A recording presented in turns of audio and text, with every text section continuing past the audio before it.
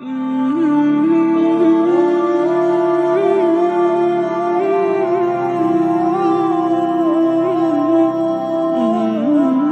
علیکم ورحمۃ اللہ وبرکاتہ۔ اعوذ باللہ من الشیطان الرجیم، بسم اللہ الرحمن الرحیم۔ سورہ الناس قرآن کریم فرقان حمید کی آخری سورہ ہے، سورہ نمبر 114 بسم اللہ الرحمن الرحیم۔ قل اعوذ برب الناس، کہو کہ میں انسانوں کے رب کی پناہ مانگتی ہوں۔ ملک الناس، انسانوں کے بادشاہ کی۔ الہ الناس، انسانوں کے حقیقی معبود کی۔ من شر الوسواس الخناس،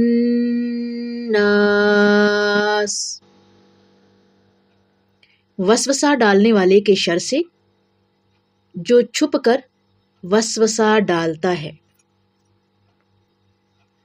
الذی یوسوس فی صدور الناس،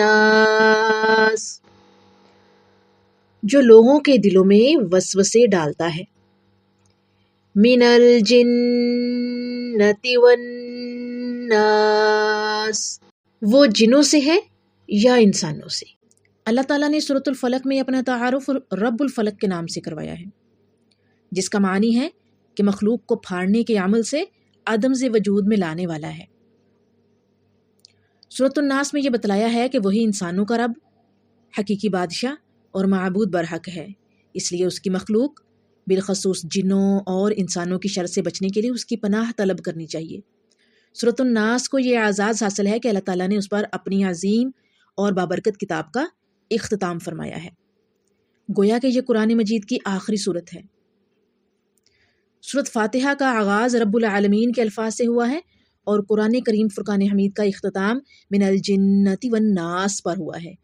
یہ الفاظ استعمال فرما کر اشارہ کیا ہے کہ قرآن مجید جنوں اور انسانوں کے لیے نازل کیا گیا ہے، کیونکہ مخلوقات میں جن اور انسان ہی ایسی مخلوق ہیں جنہیں احکام کا پابند بنایا گیا ہے۔ اس لیے الناس پر قرآن مجید فرقان حمید کا اختتام فرما کر بتایا ہے کہ تمام مخلوقات میں انسان اور جن ہی ایسی مخلوق ہیں جو سب سے اعلیٰ اور ارفع ہیں، بشرطے کہ شیطان کی شیطانیت اور اپنے نفس کی شرارت سے بچ کر رہیں۔ سورۃ الفلق میں پوری مخلوق میں سے ان چیزوں کی شر سے پناہ مانگنے کا حکم دیا گیا ہے جن سے انسانوں کو نقصان پہنچنے کا زیادہ خطرہ ہوتا ہے، زیادہ اندیشہ ہوتا ہے، جبکہ سورۃ الناس میں اس سے پناہ مانگنے کا حکم ہے جو ہر وقت انسان کے ساتھ رہتا ہے اور انسان کا سب سے بڑا دشمن ہے۔ اللہ تعالیٰ نے سورۃ الناس کی پہلی 3 آیات میں اپنی ان 3 صفات کا ذکر کیا ہے جو اس کی ساری صفات کی ترجمان ہے۔ پہلی حقیقت یہ ہے کہ جو رب مخلوق کو پیدا کرنے اور اس کی ضرورتیں پوری کرنے والا ہے، اسی کو حقیقی مالک اور معبود برحق ماننا چاہیے۔ یہاں رب کی صفت کے ساتھ الناس کا لفظ لایا گیا ہے، جس میں انسانوں کو یہ احساس دلانا مقصد ہے کہ اے لوگو، جو تمہارا حقیقی مالک ہے اور ہمیشہ ہمیش کا مالک ہے، وہی تمہارا الہ ہے۔ جو تمہارا پالنے والا ہے وہی تمہارا حقیقی الہ ہے، لہٰذا اس حقیقی الہ پر ایمان لاؤ اور اسی کا حکم مانو اور صرف اسی کی عبادت کرو۔ یہی انبیاء اکرام علیہ السلام اور قرآن مجید کی مرکزی دعوت ہے اور اسی کے لیے ہی تمہیں پیدا کیا گیا ہے۔ سورہ الزاریات آیت نمبر 56 آیت ہے جس کی ٹرانسلیشن ہے، میں نے جنوں اور انسانوں کو صرف اپنی بندگی کے لیے پیدا کیا ہے۔ اس دعوت اور عبادت کے ساتھ شیطان جنوں اور شیطان انسانوں کو سب سے زیادہ دشمنی ہے۔ ان کی کوشش ہے کہ رب کے بندوں کو اس کی عبادت اور اطاعت سے ہٹا کر دوسروں کی عبادت اور اطاعت پر لگا دیا جائے۔ اس کے لیے شیطان جن اور شیطان صفت انسان ہر وقت سازشیں کرتے رہتے ہیں، کوشش میں رہتے ہیں۔ شیطانوں کی مذموم کوشش کا آغاز وسوسہ سے ہوتا ہے۔ وسوسہ کا معنی دل میں برے خیال کا پیدا ہونا ہے، اسی لیے شیطان کے لیے خناس کا لفظ استعمال کیا ہے۔ خناس کے مفسرین نے 2 معنی بیان کیے ہیں، 2 مفہوم بیان کیے ہیں: دلوں میں چھپ کر وسوسے ڈالنے والا اور بار بار پیچھے ہٹ کر آنے والا۔ یہ دونوں عادتیں شیطان کی سرشت میں شامل ہیں، چاہے وہ جنوں سے تعلق رکھنے والا ہو یا کسی انسان نے شیطان کا روپ دھار لیا ہو۔ یاد رہے کہ نسلی طور پر شیطان جنوں سے ہیں۔ سورہ الکہف آیت نمبر 50 اور سورہ الحجر آیت نمبر 27 میں یہ دیکھا جا سکتا ہے، پڑھا جا سکتا ہے۔ شیطان کی شیطانیت کا آغاز وسوسوں سے ہوتا ہے اور ہر برائی وسوسے سے جنم لیتی ہے۔ اگر انسان برے خیال پر قابو پا لے تو وہ برائی سے بچ سکتا ہے۔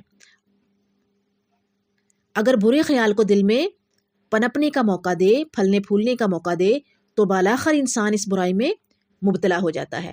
اللہ تعالیٰ نے شیطان کو لوگوں کے دلوں میں وسوسہ ڈالنے کی مہلت دی ہے، جس کا اس نے بارگاہ ایزدی میں یوں اظہار کیا تھا۔ اس سے بچنے کا ایک ہی طریقہ ہے کہ انسان اپنے رب کی پناہ طلب کرتا رہے۔ یہاں پر سورہ الاعراف آیت نمبر 14 سے 18 تک کی ٹرانسلیشن ہے۔ اس نے کہا، مجھے اس دن تک مہلت دے جب وہ اٹھائے جائیں گے۔ فرمایا، بے شک تو مہلت دیے جانے والوں سے ہے۔ اس نے کہا، جس وجہ سے تو نے مجھے گمراہ کیا، میں ضرور ان کے لیے تیرے سیدھے راستے پر بیٹھوں گا۔ پھر میں ہر صورت ان کے آگے سے اور ان کے پیچھے سے اور ان کے دائیں طرف سے اور ان کے بائیں طرف سے آؤں گا، تو ان میں سے اکثر کو شکر کرنے والے نہیں پائے گا۔ فرمایا، اس سے نکل جا ذلیل ہو کر دھتکارا ہوا، بے شک ان میں سے جو تیرے پیچھے چلے گا میں تم سب سے ضرور جہنم کو بھروں گا۔ صحیح البخاری حدیث ہے، حضرت علی بن حسین رضی اللہ تعالیٰ عنہ بیان کرتے ہیں کہ نبی کریم صلی اللہ علیہ وآلہ وسلم نے فرمایا، یقیناً شیطان انسان کے جسم میں خون کی طرح گردش کرتا ہے۔ آگے دیکھیے گا، حدیث ہے، حضرت ابو سعید خدری رضی اللہ تعالیٰ عنہ بیان کرتے ہیں، جب رات کو رسول اللہ صلی اللہ علیہ وآلہ وسلم قیام کرتے تو اللہ اکبر کہتے، پھر یہ دعا پڑھتے، اے اللہ تو پاک ہے، میں تیری تعریف بیان کرتا ہوں، نام تیرا برکت ہے اور تیری شان بلند و بالا ہے، تیرے سوا کوئی معبود نہیں۔ پھر 3 بار لا الہ الا اللہ کہتے، پھر 3 بار اللہ اکبر کہتے، اس کے بعد یہ پڑھتے، اللہ کے نام کے ساتھ جو سننے والا اور جاننے والا ہے، میں شیطان مردود کے وسوسہ، تکبر، غرور اور اس کی چھیڑ چھاڑ سے پناہ طلب کرتا ہوں۔